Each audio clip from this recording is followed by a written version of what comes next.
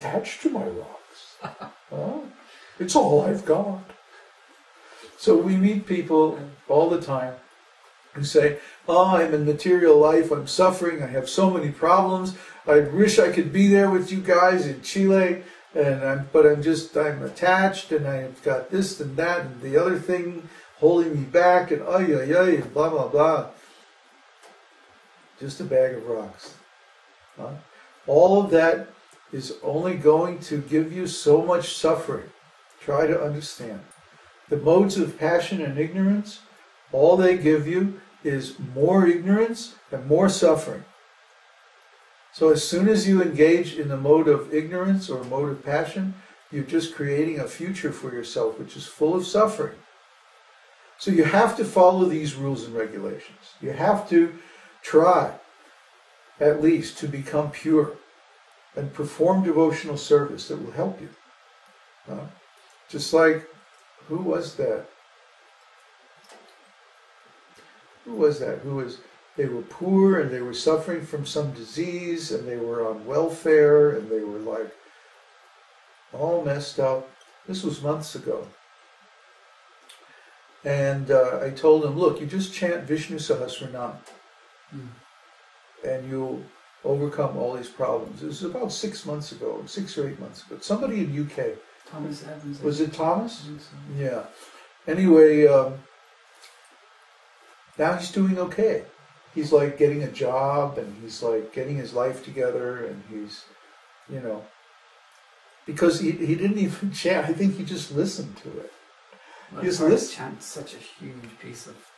Well, I learned how to do it, and I'm just an ordinary, regular person, so anybody can do it. Come on, you just listen to it long enough and just imitate. Huh? Monkey see, monkey do. It's easy. But people think, I can't do it. See, this bag of rocks, and it's mostly mental. Oh, I can't accept the instructions of a spiritual master. It's too hard. Well, if you think like that, yeah, it's going to be impossible for you. Yeah. If you think I can't do it or I don't want to do it, it's not going to happen. Just like Śrīla Prabhupada used to say, impossible is a word in a fool's dictionary. You can do anything. You're a spirit soul. You're immortal, indestructible. You cannot be killed by any weapon, burned by fire, withered by the wind. Can't be cut into pieces. You're individual. You're immortal. You can do anything. You naturally have all mystical powers, but those powers are blocked by your false beliefs that I can't do this, I can't do that. And the biggest false belief is, I can't give up my material sense gratification. Well, why don't you try it and see what happens? It's not going to hurt you.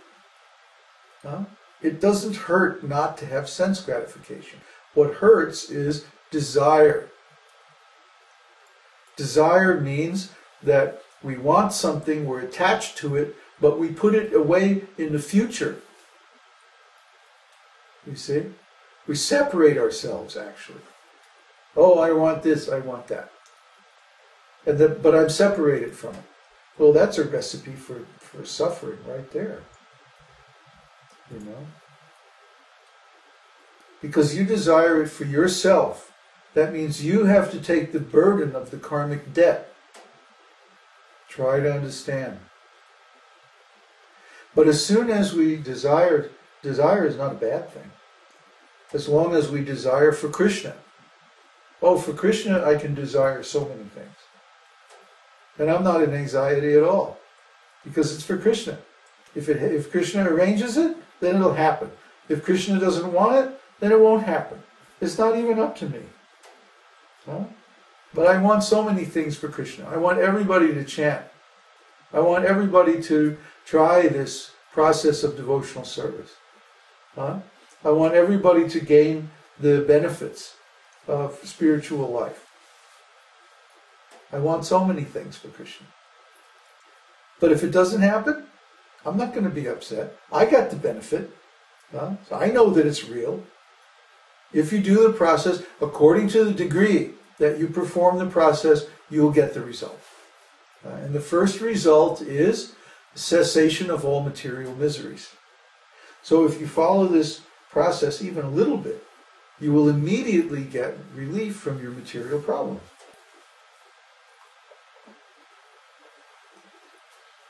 According to the degree, ye yata mang prapadyante, according to the degree that they surrender, I give the result. That's what Krishna says. And if you surrender completely, Krishna gives himself. So, that's the process. I don't know, is there anything more that we could say about that? I think it's pretty clear, huh? Did Prabhupada ever sort of suggest that his disciples should go, when they're ready, to a secluded place and chant non-stop, 24 hours a day? Well, yeah. The key phrase there is when they're ready. Oh. See, you can't make the fruit get ripe before it's time. As an astrologer, you can look at somebody's chart and you can see, oh, there's a time in their life when they're really going to be engaged in sadhana.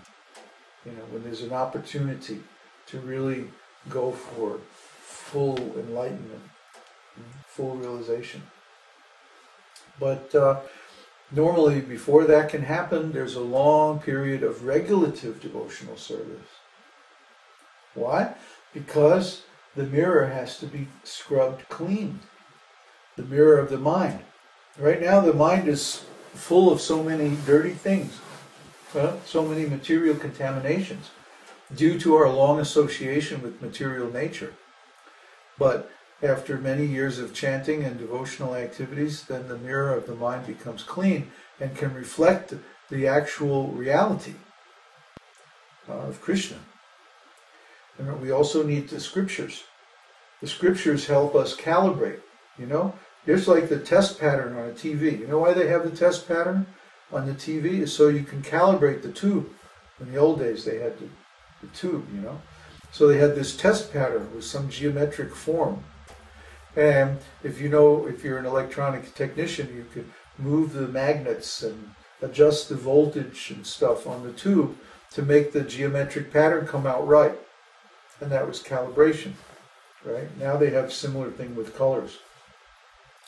But anyway, the test pattern is there to calibrate the receiver so that the picture comes out accurate.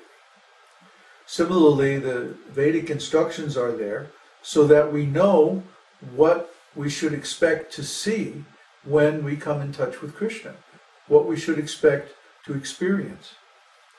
Are they having trouble? Yeah, got disconnected, but now it's back. Just the video? No, both. Oh, sound is back now? It's back, yeah. Okay. We're transmitting this over the internet, so occasionally we have some packet loss and stuff. So anyway, the philosophy is there to show us what we should expect.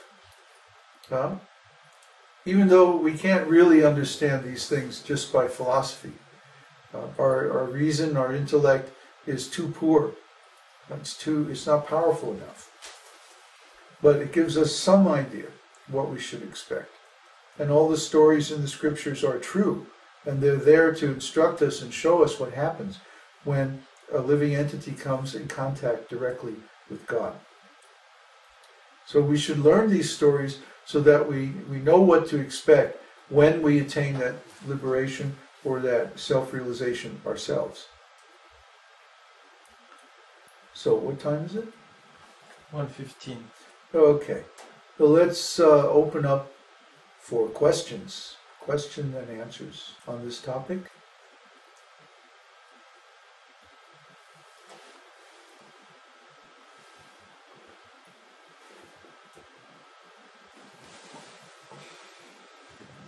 Did devotees back in the day speak about self-realization that was attainable, that they could actually achieve that in their lifetime? Which devotees? Back in the day when ISKCON started up.